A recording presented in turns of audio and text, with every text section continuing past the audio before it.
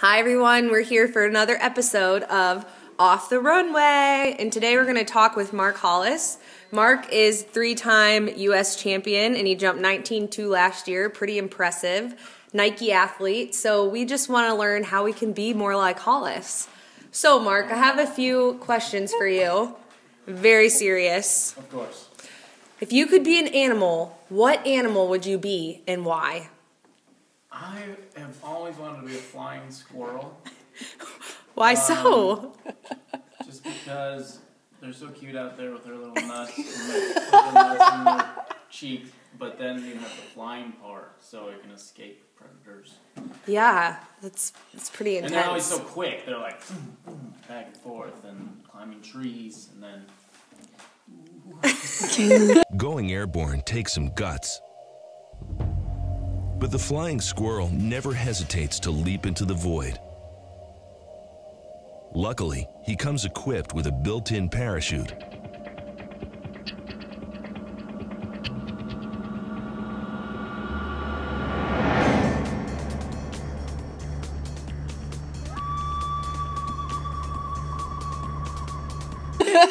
Great answer. Love it.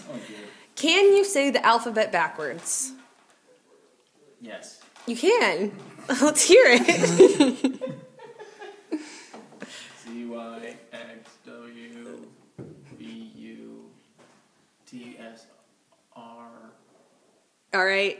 That's better than I can do, All so right. we'll give that to you. Way to go. I don't know if that's right. All right. Do you have a go-to dance move, and will you please share it with the world? Oh, wow. My go-to dance move only comes out in very rare occasions, and it's usually just massive thumb throws. Okay. All right. Yes. I like that. Everyone's going to have to master that one if they want to be more like Hollis. Sweet, fancy Moses.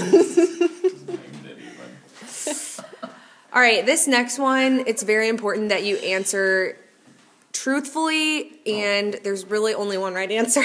Oh, good. Who is your favorite member of our training group? Oh my gosh. If I had to choose, it would be... It might be right in front of your eyes. I'd The have answer. to be Jeff. Yeah. Oh my gosh. No, there's no favorites. I love all of my training partners. All right. Well, now we're going to get a little bit more serious here. We're going to get down to the nitty-gritty.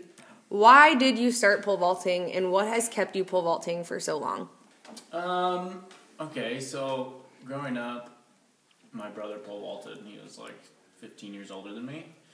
And so, of course, big brother, you always want to be just like your big brother, and so always copying him. And I remember going to his high school practices and trying it out, and I was kind of always into like extreme sports or BMX bikes or just different things, and so I just kind of had this all off the wall kind of personality, and I was always doing flips into rooms and cartwheels and flipping off the couch and all this different stuff, and so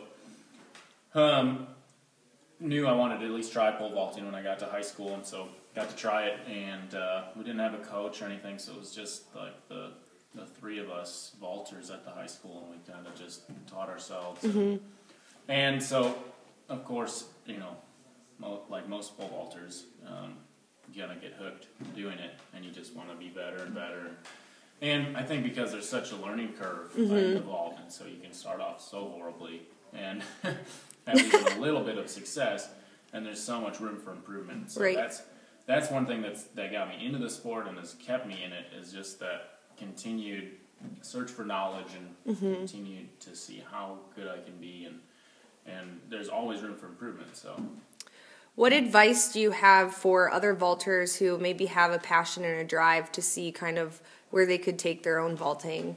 What are some of the lessons that you've learned that you kind of could use to help other vaulters? Yeah, perseverance is definitely the biggest one, I think, that I've learned. I think a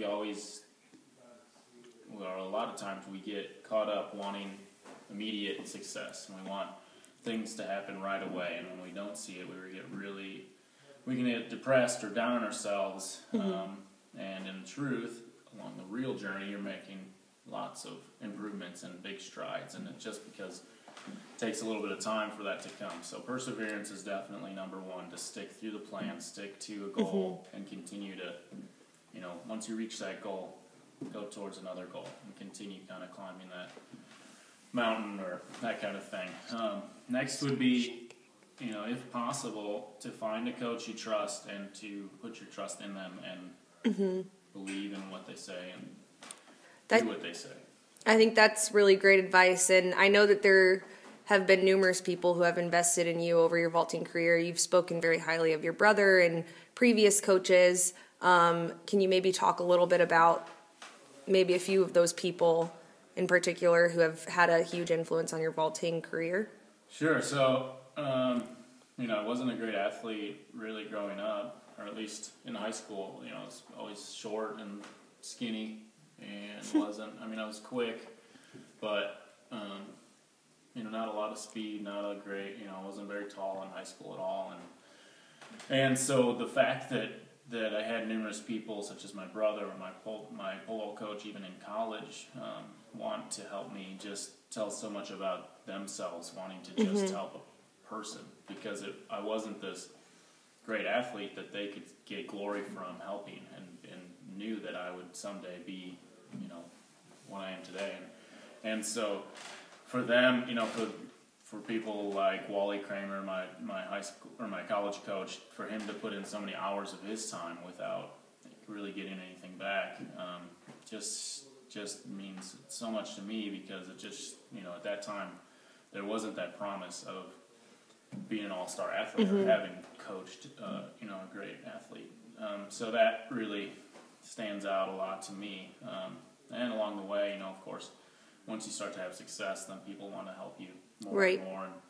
And so it's been, I've been able to talk to a lot of people, and it's been great. I think the pole vault community especially is great, because everyone wants to share what they have to say, and they're very open to it. But a lot of times that can also be detrimental if you don't have that filter to kind of take in. And that's what's great about having a coach that you trust, that you can take that information in and then bounce it off of them and still continue on the same path, and you're not just kind of leapfrogging from one to the next. Okay.